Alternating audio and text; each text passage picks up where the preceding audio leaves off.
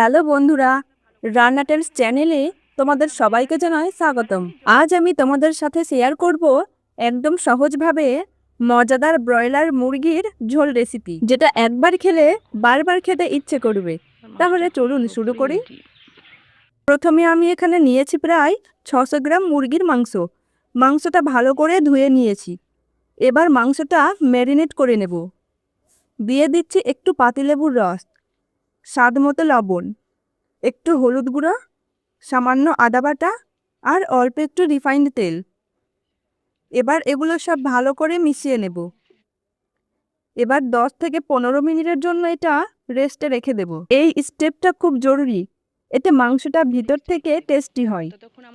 এবার কড়াইতে তেল গরম করে নিচ্ছি। তেল গরম হলে দিচ্ছি তেজপাতা আর এলাচ। এগুলো একটু ফোড়ন দিয়ে নেব। এরপর দিয়ে দিচ্ছি পেঁয়াজ কুচি। এবার দিয়ে দিচ্ছি আদা রসুন বাটা।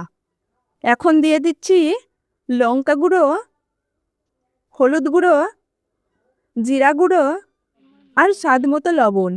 সব কিছু ভালো করে মিশিয়ে নেব। মশলা থেকে তেল আলাদা হওয়া পর্যন্ত এটা কষাতে হবে। এই স্টেপটা খুব গুরুত্বপূর্ণ। এবার ম্যারিনেট করা মাংসটা দিয়ে ভালো করে কষিয়ে নেব।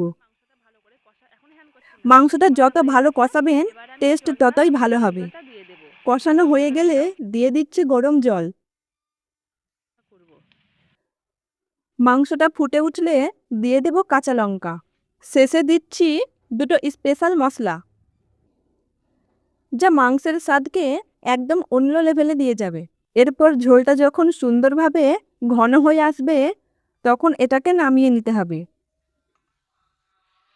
তো দেখতেই পাচ্ছ বন্ধুরা, একদম লোভনীয় ব্রয়লার মুরগির ঝোল তৈরি। এটা গরম ভাতের সঙ্গে একদম জমে যাবে।